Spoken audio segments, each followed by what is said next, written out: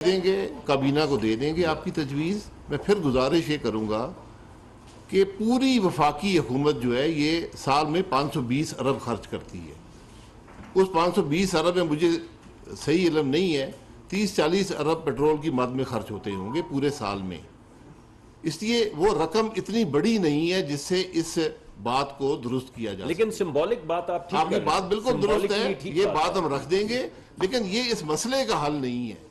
जो चीज़ आपको 125 अरब जेब से देना पड़ता हो और 100 अरब अपनी आमदन में कमी हो रही हो, उसको आप 20 या 30 अरब की पेट्रोल में से सालाना में से आप 10-20 अरब काट के हल नहीं कर सकते। यानी 200-250 अरब माहाना और 20 या 15 या 20 अरब सालाना अरब में से 10% काटेंगे, 50% काटेंगे, लेकिन बिल्कुल आपकी बात दुरुस्त है। सिंबॉलिकली एक अच्छी बात है, आपकी तजवीज़ बड़ी अच्छी है।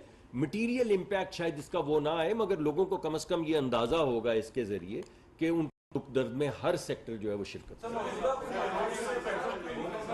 जी।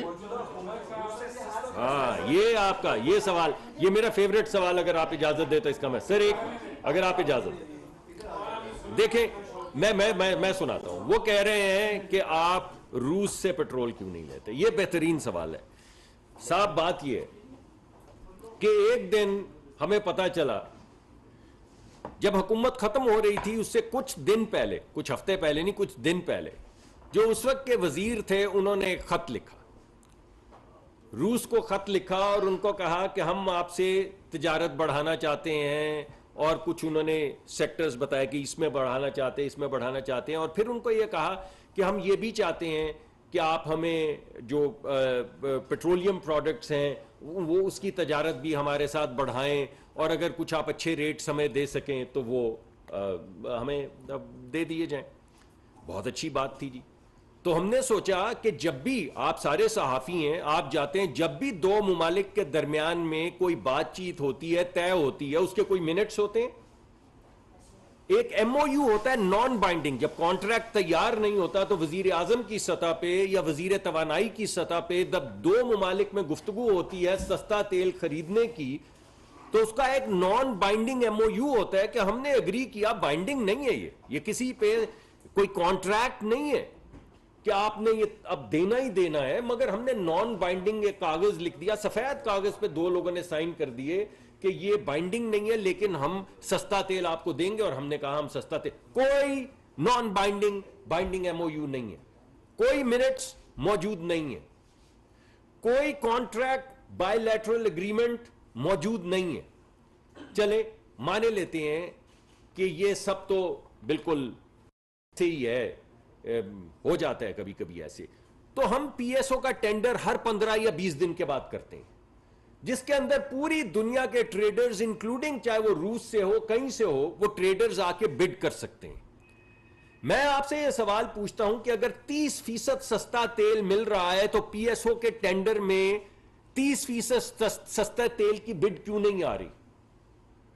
यानी वो लोग जो हमें ये सजेस्ट कर रहे हैं, मैं उनको दावत देता हूं, उनके कुछ जानने वाले हमारे पास आए भी हैं कि हम आपको तेल सस्ता, मैंने कहा आप ऐसा करें कि सस्ते तेल की बिड डालें एक ट्रांसपेरेंट तरीके से।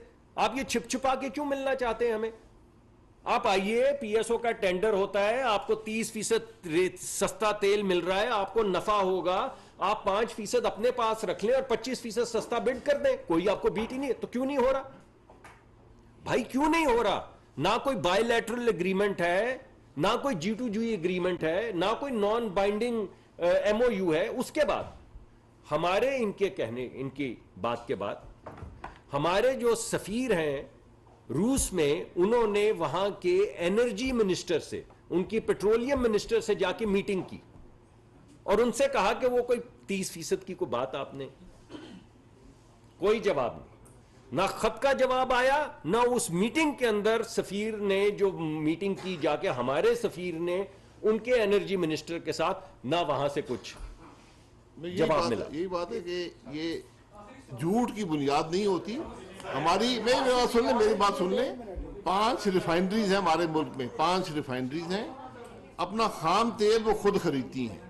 आप यकीन करें, आप तो 30% की बात कर रहे हैं, उनको 1% भी सस्ता मिले उनको मुकम्मल इख्तियार है, वो खुद खरीदती है तेल, वो खरीदेंगी 1% भी सस्ता हो और उससे ज़्यादा मुनाफा कमाएंगी। इसलिए ये बातें हमने बहुत सुनी है, हकीकत इसमें नहीं है जी।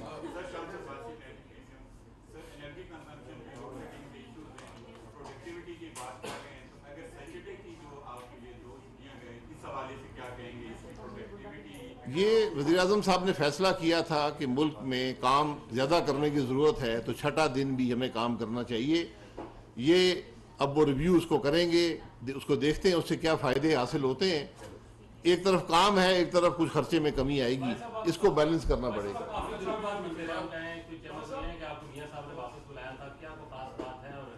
कोई चाय मगोइयाँ नहीं है, मैं मुल्क में नहीं था पिछले 10 दिन, ये बिल्कुल हकीकत है।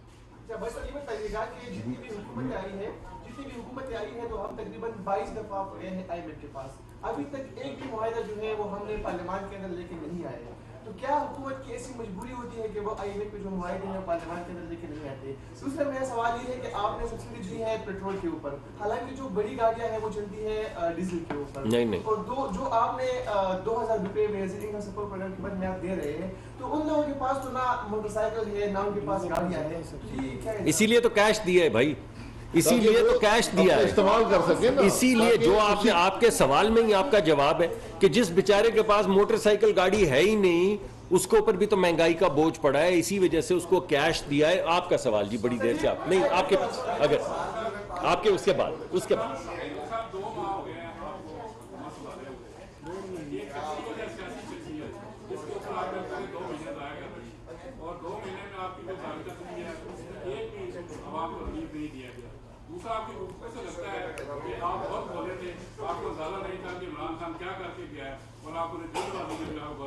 नहीं, बिल्कुल नहीं, कतन ऐसी बात नहीं।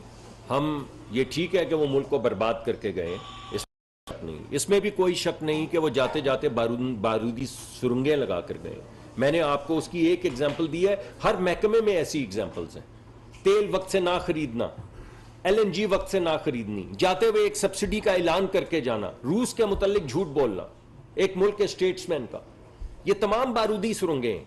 मुल्कों से खारजा पॉलिसी बर्बाद कर देनी, यानी अमेरिका भी दुश्मन है, यूरोप भी दुश्मन है, नेटो भी दुश्मन है, कभी तुर्की के साथ मिले तो सऊदी अरेबिया को दुश्मन कर लिया, कभी सऊदी अरेबिया से जाके सुलह हुई तो तुर्की और मलेशिया के खिलाफ कोई बात कर दी। वो तो ऐसे जैसे महल्ले के बच्चे जो हैं वो एक दूसरे से लड़ रहे होते, सब बर्बादी करके गए।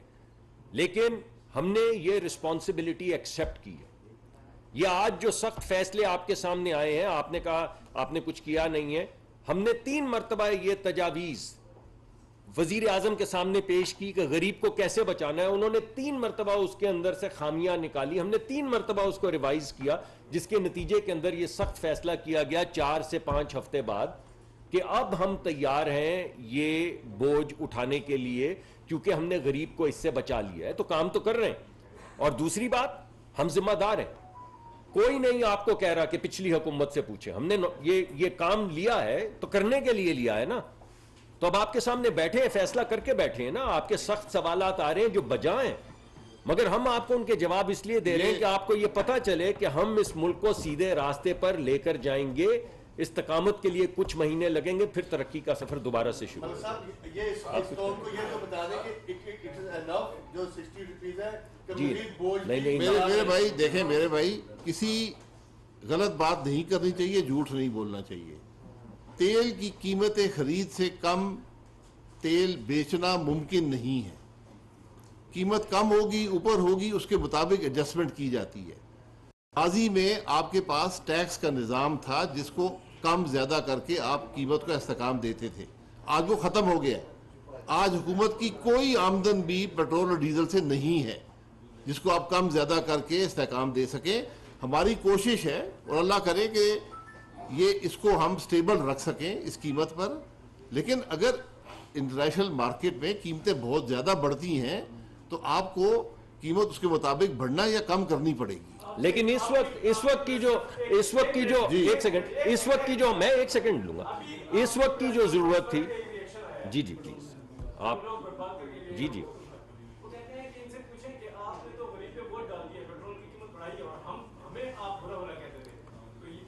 मेरे ख्याल में मुल्क को बैंकरप्ट होने देना चाहिए था, यानी इस मुल्क में। जी आप, मैंने आपको बताया ना, ये बड़ी आसान बात है करना।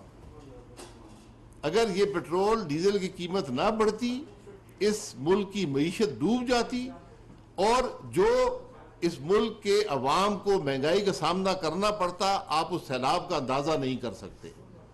तो ये मैंने फिर कहा है कि जो उनके फाइनेंस मिनिस्टर थे, आके जरा बता दें कि वो कौन सा मंतक थी जिसके तहत आपने ये काम किए थे। जब आप उसी फैसले से 2 हफ्ते पहले आप IMF से एग्रीमेंट करके आए थे कि हम 30 रुपए की पेट्रोलियम लेवी है जो हुकूमत की आमदन है, 17% का टैक्स है, और जिसमें हम 4 रुपए माहाना इजाफा भी करेंगे, और आपने वो सब खत्म करके और कहा कि जब अवाम को सब्सिडी दे रहे हैं। मैंने कहा कि देखें, झूठ धोखा देने से मुल्क नहीं चलते, हकायक का सामना करने से, मसाइल को हल करने से मुल्क चलते हैं। ये इमरान खान की हुकूमत नहीं है जो 4 साल यही रोना तो रोती रही कि जी पिछली हुकूमत मेरे बड़े मुश्किलात छोड़ गई थी। और आपसे बदकिस्मती से ये कहना चाहता हूँ कि जहाँ 2018 में हमारा मुल्क था, जहाँ पाकिस्तान मुस्लिम लीग नून छोड़कर गई थी, उन हालात को वापस लाने के लिए आपको काफ़ी अरसा दरकार होगा, बड़ी मेहनत दरकार होगी, और बड़ी तकलीफ हम सबको बर्दाश्त करनी पड़ेगी। जहां पर 2018 में मुल्क था, वहां पर पहुंचने के लिए बहुत शुक्रिया।